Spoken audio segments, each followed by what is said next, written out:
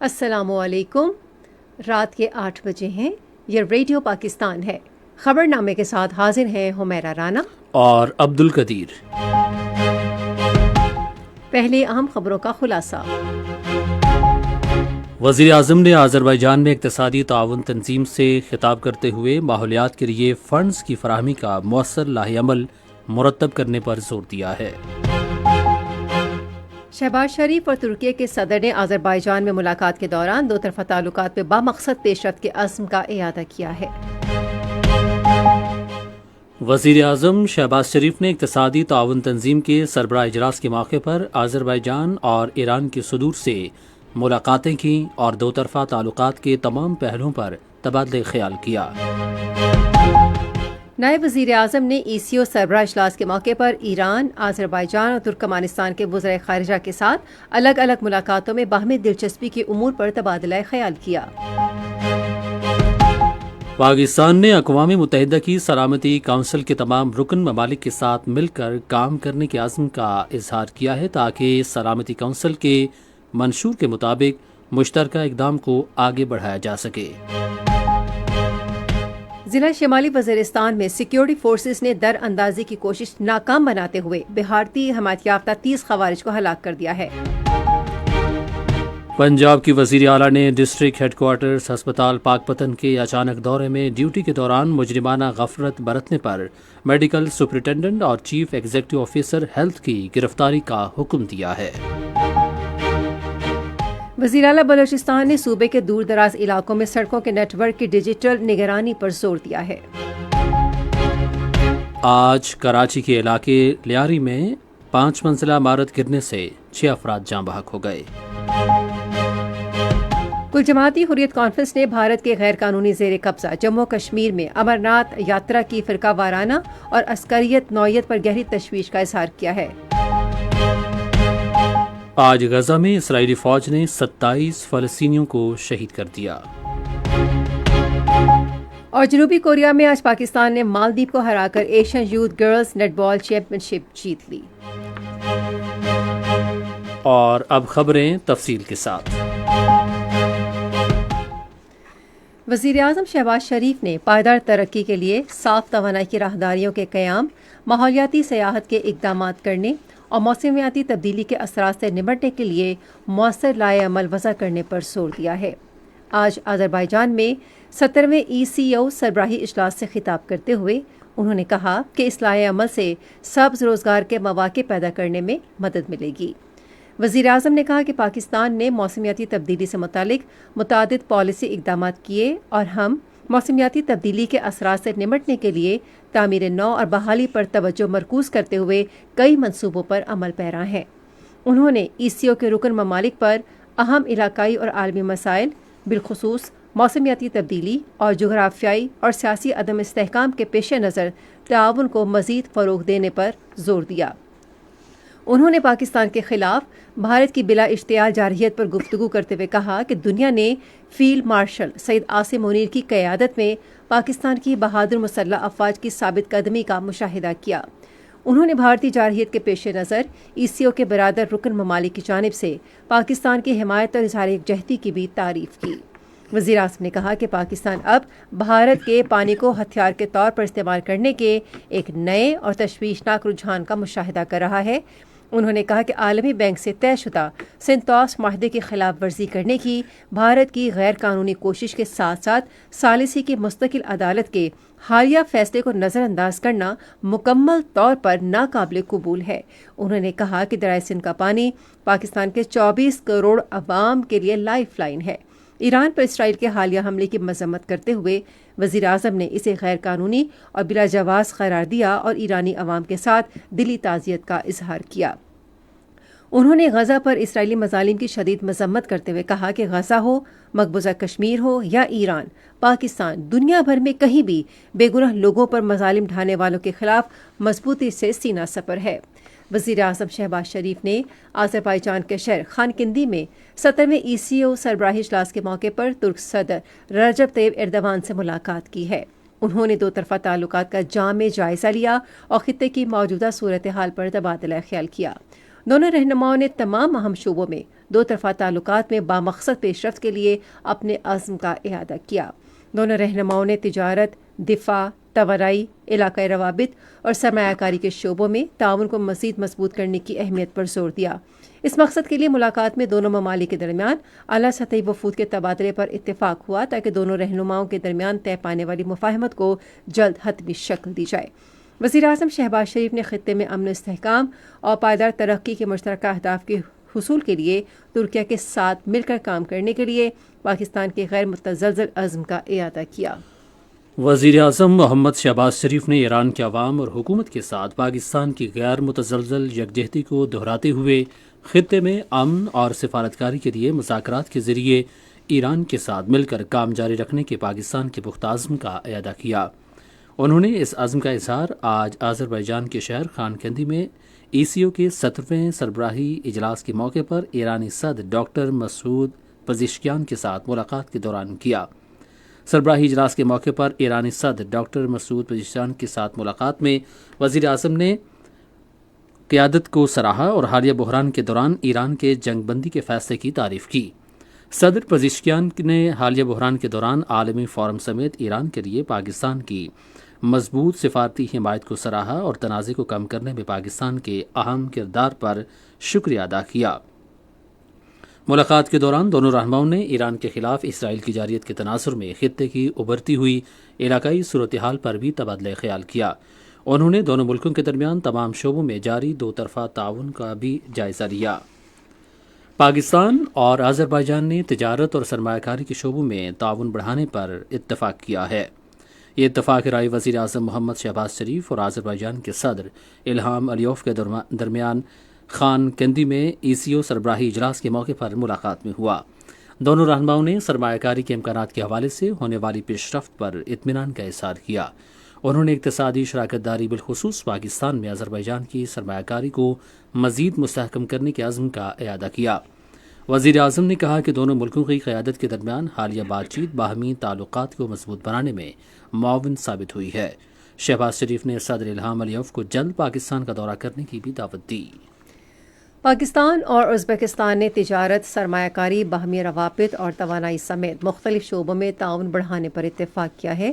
یہ اتفاق رائے 17ویں ECO سربراہی اجلاس کے موقع پر وزیر اعظم شہباز شریف اور ازبکستان کے صدر شوکت مرزایوف کے درمیان ملاقات کے دوران ہوا۔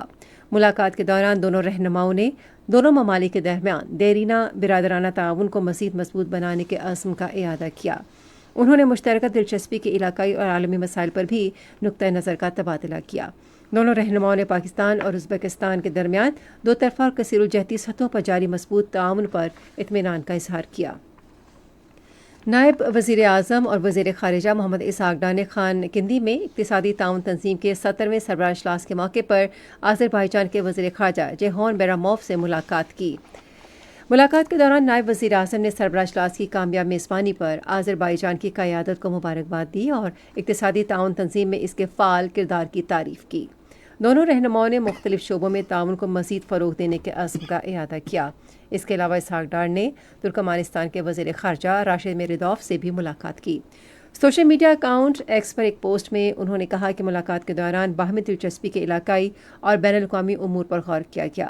انہوں نے حالیہ علاقائی بحران کے دوران ایران سے پاکستان کے انخلا میں مدد دینے پر ترکمانستان کا تہہ دل سے شکریہ ادا کیا۔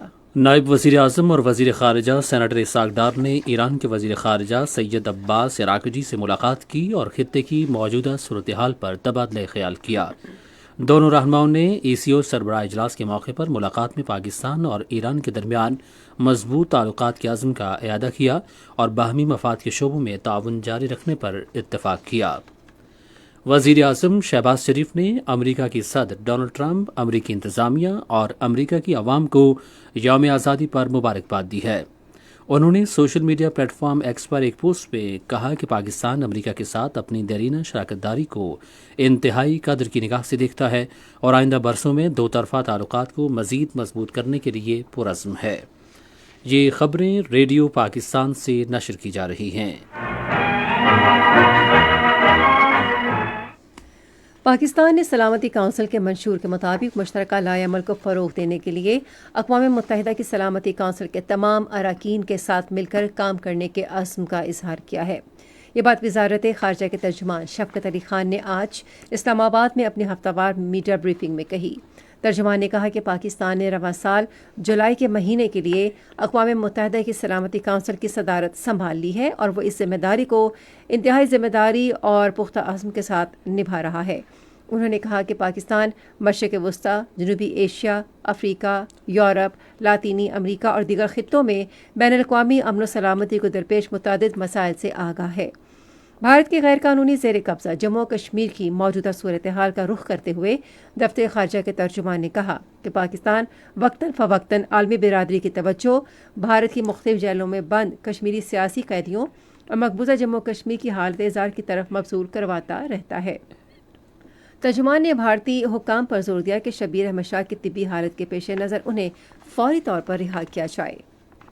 قومی تحفظ خوراک اور تحقیق کے وزیر رانا تنویر حسین نے کہا ہے کہ حکومت پالیسی اقدامات کے ذریعے کپاس کی پیداوار کو بحال کرنے کے لیے پرعزم ہے۔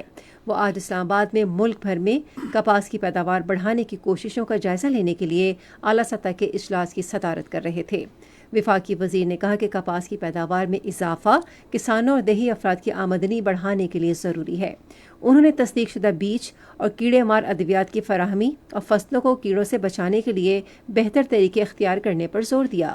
وفاقی وزیر نے متعلقہ محکموں کو ہدایت کی کہ وہ پالیسی اقدامات اور تکنیکی اختراعات کو تیز کریں تاکہ پیداوار کے فرق کو دور کرنے اور کپاس کے کاشتکاروں کے لیے بہتر منافع کو یقینی بنانے میں مدد ملے۔ Shah Salman humanitarian aid and relief centre نے پاکستان میں رواں سال کے لیے تیسرے غذائی تحفظ کے امدادی منصوبے کا آغاز کر دیا ہے۔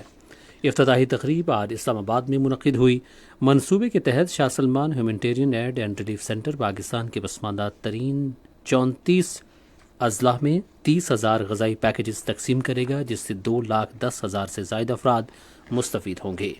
اس موقع پر گفتگو کرتے ہوئے قومی تحفظ خوراک کے وزیر رانا تنویر حسین نے کہا کہ انسانی امداد کی تقسیم کا یہ پروگرام پاکستان اور سعودی عرب کے درمیان مضبوط برادرانہ تعلقات کا منہ بولتا ثبوت ہے۔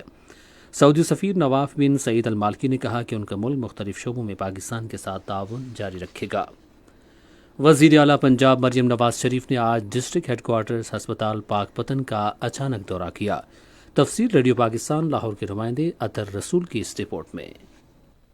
وزیر اعلیٰ مریم نواز نے اپنے دورے میں ضلعی ہیڈ کوارٹر ہسپتال پاک پتن کے مختلف وارڈز، اسٹور اور لیب کا دورہ کیا۔ انہوں نے مریضوں سے وہاں دستیاب طبی سہولیات بارے دریافت کیا، جس پر انہیں بد انتظامی، غفلت اور دیگر کئی شکایات ملی، جن کا وزیر اعلیٰ نے سخت نوٹس لیتے ہوئے سی ای او ہیلتھ پاک پتن ڈاکٹر سہیل اصغر اور میڈیکل سپرنٹینڈنٹ ڈاکٹر عدنان غفار کے خلاف مجرمانہ غفلت کا مقدمہ دائر کرنے اور گرفتار کرنے کا حکم دیا۔ انہوں نے پارکنگ فیس میں اوور چارجنگ کی شکایات پر متعلقہ پارکنگ کمپنی کے مالک اور انچارج کی گرفتاری کا بھی حکم دیا، جبکہ نجی لیب سے ملی بھگت کرنے پر 3 لیب ٹیکنیشینز ملازمت سے فارغ کر دیے۔ وزیر اعلیٰ مریم نواز نے ڈپٹی کمشنر پاک پتن کو اپنے عہدے کا چارج چھوڑنے کی ہدایت کی اور ہسپتال کے ایکوپمنٹ آڈٹ کا حکم بھی دیا۔ انہوں نے دفاتر میں اے سی چلنے جبکہ وارڈز میں بند ہونے پر برہمی کا اظہار کیا۔ انہوں نے سٹورز میں ادویات موجود ہونے کے باوجود مریضوں کو مفت ادویات فراہم نہ کرنے پر سخت سرزنش کی۔ وزیر اعلیٰ نے کہا کہ ذمہ داروں کو احساس دلانے کے لیے سخت فیصلے ضروری ہیں۔ انہوں نے ڈیوٹی ڈاکٹروں اور پیرامیڈیکل سٹاف کے فون استعمال پر پابندی لگانے اور ہسپتالوں میں رابطے کے لیے پیجر سسٹم نافذ کرنے کی بھی ہدایت کی۔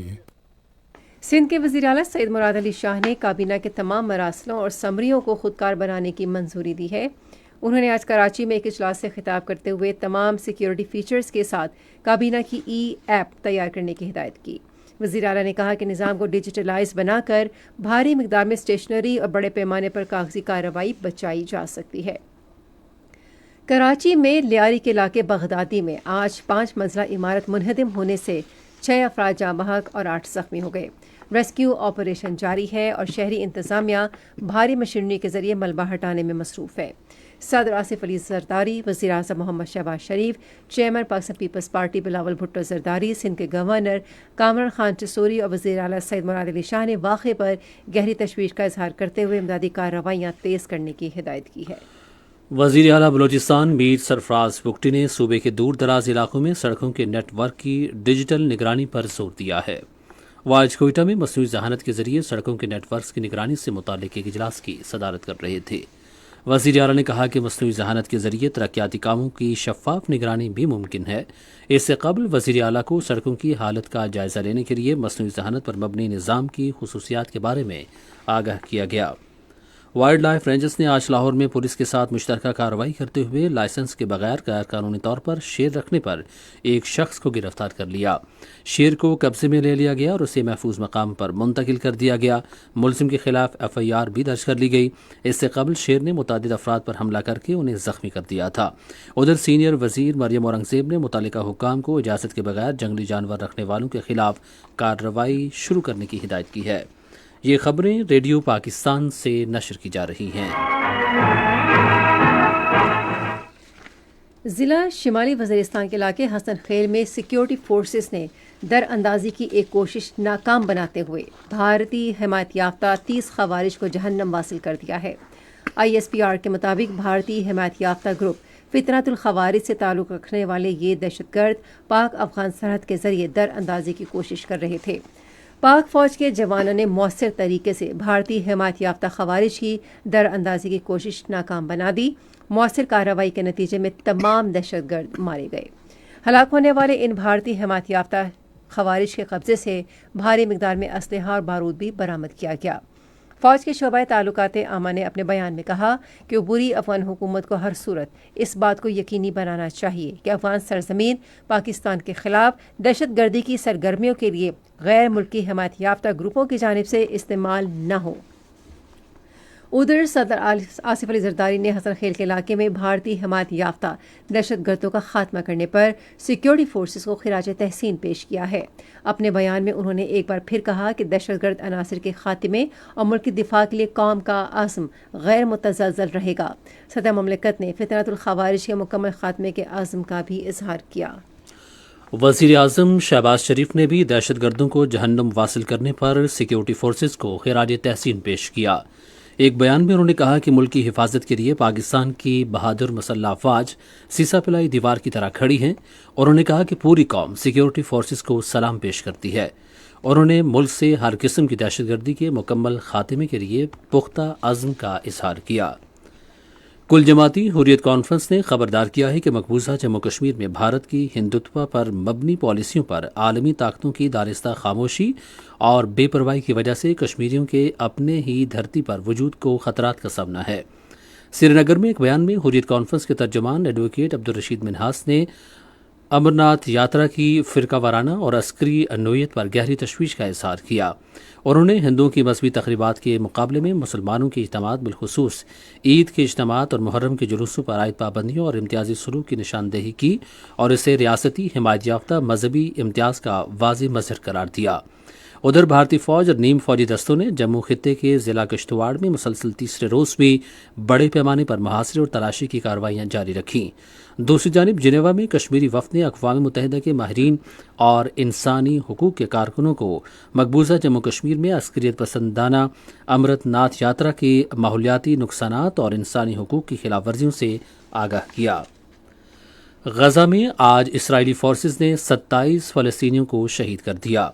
اکتوبر 2023 سے غزہ میں اسرائیل کی جارحیت سے کم از کم 57,100 افراد شہید ہو چکے ہیں۔ آپ سن رہے ہیں ریڈیو خبرنامہ۔ اب پیش ہیں کھیلوں کی خبریں۔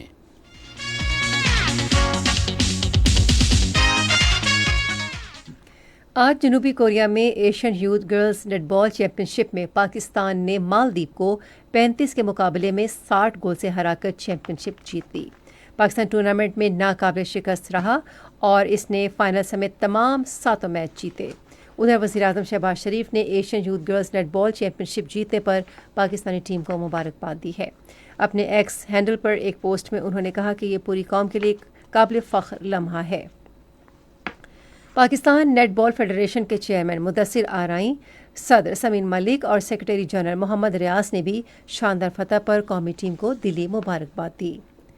امریکہ کی ریاست الاباما کے شہر برمنگھم میں عالمی پولیس اینڈ فائر گیمز میں 86 kilogram cruiserweight boxing category میں اسلام آباد پولیس کے کانسٹیبل علی نواز نے چاندی کا تمغہ جیت لیا ہے۔ فائنل میں سخت مقابلے کے بعد وہ 3-2 کے سکور سے اپنے آسٹریلین حریف سے ہار گئے۔ علی نواز اسلام آباد پولیس کے پہلے پاکستانی پولیس باکسنگ ایتھلیٹ ہیں جنہوں نے عالمی مقابلے میں یہ اعزاز حاصل کیا۔ انہوں نے اپنا تمغہ پاکستانی مسلح افواج اور اسلام آباد پولیس کے شہداء کے نام کر دیا۔ اس کے علاوہ ریسلنگ میں 125 کلو گرام کی فری سٹائل ریسلنگ کیٹیگری میں پنجاب پولیس کے فرقان خان نے کانسی کا تمغہ جیتا۔ فرقان خان نے یہ اعزاز حاصل کرنے کے لیے امریکہ اور منگولیا کے مضبوط کھلاڑیوں کو ہرایا۔ ٹورنامنٹ میں فرقان خان کا یہ دوسرا میڈل ہے۔ اس سے پہلے ایک مقابلے میں انہوں نے 130 کلو گرام کی گریکو رومن ریسلنگ کیٹیگری میں بھی کانسی کا تمغہ جیتا تھا۔ پاکستان کرکٹ بورڈ کا 20 روزہ سکلز ڈیولپمنٹ کیمپ ختم ہو گیا، جس میں صورتحال کی بنیاد پر ایک 35 اوورز کا میچ بھی شامل تھا۔ کیمپ میں 40 کرکٹرز نے حصہ لیا جو اس ماہ کی 16 تاریخ کو شروع ہوا، جس کا مقصد آئندہ سیزن کے لیے کھلاڑیوں کی مہارتوں کو نکھارنا تھا۔ آج نیشنل کرکٹ اکیڈمی لاہور میں صحافیوں سے گفتگو کرتے ہوئے P C B director high performance Aqib Javed نے ٹیم کی ضروریات کو پورا کرنے اور ابھرتے ہوئے کھلاڑیوں کی تربیت کے ساتھ کیمپ کو کامیاب قرار دیا۔ انہوں نے کھلاڑیوں کے نظم و ضبط کی انتہائی اہمیت کو اجاگر کیا اور کہا کہ جدید کرکٹ میں مخصوص کردار کے حوالے سے مہارتوں کو بہتر بنانا اہمیت کا حامل ہے۔ محمد حفیظ کو world champion ship of legends 2025 کے لیے یونس خان کی جگہ پاکستان چیمپئنز ٹیم کا کپتان نامزد کیا گیا ہے۔ ریٹائرڈ کرکٹرز کی T20 لیگ اس ماہ کی 18 تاریخ کو برمنگھم برطانیہ میں شروع ہو رہی ہے۔ پاکستان کا پہلا میچ انگلینڈ چیمپئنز ٹیم سے ہوگا، جبکہ بھارت سے بڑا ٹاکرا اس ماہ کی 20 تاریخ کو ہوگا۔ اور پاکستان اسپورٹس بورڈ کے ڈائریکٹر جنرل محمد یاسر پیرزادہ نے ممتاز ریسلر دین محمد کے انتقال پر گہرے افسوس کا اظہار کیا ہے۔ ایک تعزیتی پیغام میں انہوں نے کہا کہ دین محمد نے منیلا میں 1954 کی ایشین گیمز میں پاکستان کے لیے پہلا گولڈ میڈل جیت کر تاریخی کارنامہ سر انجام دیا تھا۔ محمد یاسر پیرزادہ نے کہا کہ دین محمد کا کھیلوں کے فروغ کے لیے ان کے حقیقی محب وطن اور عظیم کھلاڑی کی حیثیت سے کردار ہمیشہ یاد رکھا جائے گا۔ یہ تو تھی کھیل کے میدان سے کچھ خبریں، اور اب کچھ خبریں سنتے ہیں تجارت سے متعلق۔ پاکستان اسٹاک ایکسچینج میں آج تیزی کا رجحان دیکھا گیا کہ ایسی 100 انڈیکس 1262 پوائنٹس کے اضافے کے بعد مارکیٹ کے اختتام پر 1,31,994 پوائنٹس پر بند ہوا۔ مجموعی تجارتی حجم 733 ملین سے زائد حصص ریکارڈ کیا گیا، جبکہ کل 899 ملین سے زائد حصص کا لین دین ہوا تھا۔ آج ورلڈ کال ٹیلی کام کمپنی کے سب سے زیادہ 58 ملین سے زائد حصص کا کاروبار ہوا۔ آج مجموعی طور پر 473 کمپنیز کے حصص کا لین دین ہوا، جس میں سے 255 کمپنیز کے حصص کی قیمتوں میں اضافہ، 177 میں کمی، جبکہ 41 کے حصص کی قیمتوں میں استحکام دیکھا گیا۔ نیشنل بینک کے اعلان کے مطابق روپے اور دیگر غیر ملکی کرنسیوں کے درمیان شرح تبادلہ یہ رہی: امریکی ڈالر قیمت خرید 283 روپے 75 پیسے، قیمت فروخت 284 روپے 25 پیسے، پاؤنڈ اسٹرلنگ 387 روپے 75 پیسے، 388 روپے 44 پیسے، یورو 334 روپے 11 پیسے، 334 روپے 70 پیسے، سعودی ریال 75 روپے 66 پیسے، 75 روپے 80 پیسے، اور UAE درہم قیمت خرید 78 روپے 5 پیسے، جبکہ قیمت فروخت 78 روپے 18 پیسے۔ آج کراچی میں 10 گرام سونے کی قیمت 3,04,783 روپے رہی۔ یہ تھیں تجارتی خبریں، اور اب سنتے ہیں فن کی دنیا سے چند خبریں۔ معروف لوک فنکار علن فقیر کی 25ویں برسی آج منائی گئی۔ اس حوالے سے ریڈیو پاکستان کے نمائندے سجاد پرویز کی رپورٹ سنتے ہیں۔ علن فقیر کا اصل نام علی بخش تھا اور وہ سن 1932 کے لگ بھگ دادو میں پیدا ہوئے تھے۔ ان کے والد دھمالی فقیر شہنائی بجانے کے حوالے سے معروف تھے۔ علن فقیر کو سندھی شاعری کی مشہور صنف وائی گانے میں بڑی قدرت حاصل تھی۔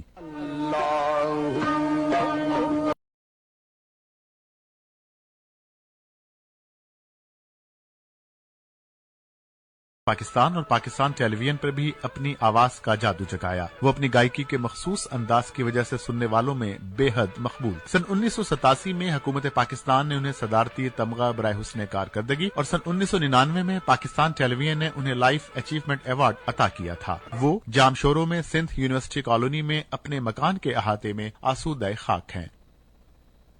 حال معمول پر آنے کے بعد بھارت میں بعض پاکستانی سوشل میڈیا اکاؤنٹس کو بحال کیا جا رہا ہے۔ یمنا سیدھی، احد رضا میر اور دانش تیمور جیسے اداکاروں کے انسٹاگرام پر اکاؤنٹس ایک مرتبہ پھر بھارتی صارفین کے دیکھنے کے لیے دستیاب ہیں۔ اس سے شائقین خوش ہیں، اور بات ابھی یہاں ختم نہیں ہوتی۔ ہانیہ عامر، ماہرہ خان اور فواد خان جیسے اداکاروں کے سوشل میڈیا اکاؤنٹس اب بھی بند ہیں اور ان کے بھارتی مداح ان پر پابندی ہٹانے کے منتظر ہیں۔ انسٹاگرام اکاؤنٹس کے ساتھ پاکستانی ڈراموں کے انتہائی مقبول یوٹیوب چینلز بھی بھارت میں بند ہیں۔ یہ تو تھی انٹرٹینمنٹ کی دنیا سے کچھ خبریں، اور اب آپ کو لیے چلتے ہیں سائنس کی دنیا میں۔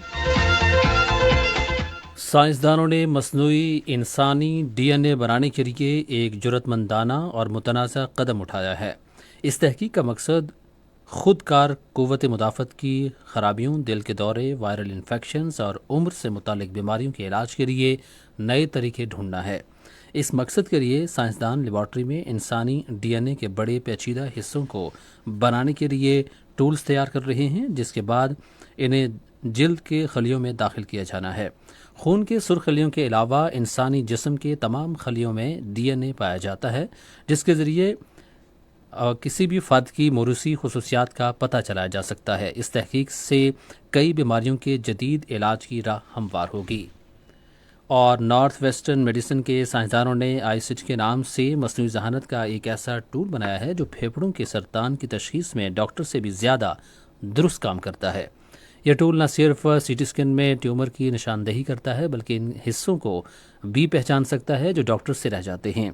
آئیسج نامی اے آئی ٹول پہلا 3D لرننگ ٹول ہے جو سانس لینے کے دوران ٹیومر کی حرکت کو ٹریک کرتا ہے۔ یہ کینسر کے علاج کی ریڈیشن تھراپی میں بہت اہم ہے۔ امریکہ میں تقریباً آدھے کینسر کے مریض اس سے فائدہ اٹھا سکتے ہیں۔ اس ٹیکنالوجی سے صحت کے اداروں میں مریضوں کی دیکھ بھال میں بہتری آئے گی اور اگلے چند برسوں میں اسے اسپتالوں میں عام استعمال کے لیے دستیاب کیا جا سکے گا۔ یہ تھی سائنس کی دنیا سے چند خبریں۔ خیبر پختونخوا کے قدرتی آفات سے نمٹنے کے ادارے نے کل سے جمعے تک صوبے کے بیشتر علاقوں میں تیز ہواؤں کے ساتھ موسلادھار بارش کا انتباہ جاری کیا ہے۔ بارشوں سے چترال، سوات، پنچکوڑا اور درائے کابل میں طغیانی آ سکتی ہے۔ سیاحوں کو بھی ہدایت کی گئی ہے کہ وہ پیش گوئی کی مدت کے دوران صوبے کے پہاڑی علاقوں میں جانے سے گریز کریں۔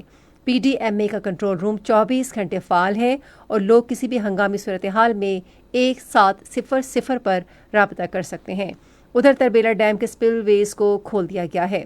قدرتی آفات سے نمٹنے کے قومی ادارے نے درائے سندھ کے کنارے رہنے والے لوگوں کو احتیاطی تدابیر اختیار کرنے کا مشورہ دیا ہے۔ دوسری جانب پنجاب کے ناگہانی آفات سے نمٹنے کے ادارے کے ترجمان کا کہنا ہے کہ پنجاب بھر میں کل اور پرسوں موسلادھار بارشوں کا امکان ہے۔ محرم الحرام کے جلوسوں کے منتظمین کو احتیاطی تدابیر اختیار کرنے اور بجلی کے کھمبوں اور اوور ہیڈ تاروں سے محفوظ فاصلہ برقرار رکھنے کی ہدایت کی گئی ہے۔ شہریوں کو ہدایت کی گئی ہے کہ وہ کسی بھی ہنگامی صورتحال میں پی ڈی ایم اے کی ہیلپ لائن 1129 پر رابطہ کریں۔ دوسری جانب پاکستان کے محکمہ موسمیات نے شمالی علاقوں میں برفانی جھیل کے پھٹنے کے باعث سیلاب کا انتباہ جاری کیا ہے۔ پی ڈی ایم اے نے خطے میں شدید موسمیاتی اثرات کے باعث کسی بھی ناخوشگوار صورتحال سے بر وقت نمٹنے کے لیے مربوط امدادی کارروائیوں کی تیاری مکمل کرنے کی ہدایت کی۔ موسم کی مزید تازہ ترین صورتحال جانتے ہیں ماہر موسمیات محمد جنید سے۔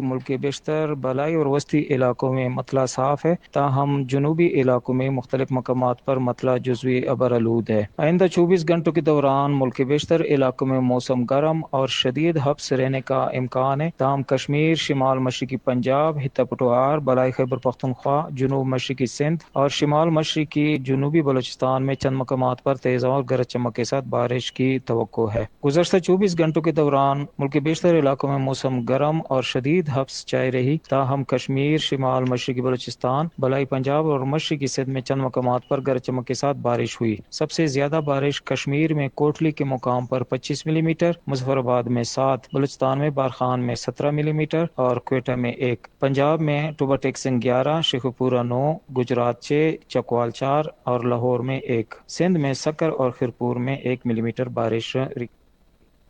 خبرنامہ ختم کرنے سے پہلے اہم خبروں کا خلاصہ ایک بار پھر سماعت کیجیے۔ وزیر اعظم نے آذربائیجان میں اقتصادی تعاون تنظیم سے خطاب کرتے ہوئے ماحولیات کے لیے فنڈز کی فراہمی کا مؤثر لاہ عمل مرتب کرنے پر زور دیا ہے۔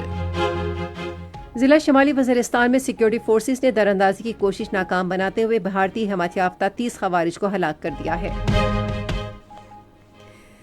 خبرنامہ آپ نے سنا، پینل انجینئر تھے سلیم اللہ، سپروائزر شعبہ اردو شاہ رخ عثمانی، مدیر ہوم ڈیسک کمل شمیم، نیوز پروڈیوسر حماد کیانی، مدیر اعلیٰ عبد الباسط خان، نگران اعلیٰ امان اللہ سپرا، پیشکش شعبہ خبر ریڈیو پاکستان۔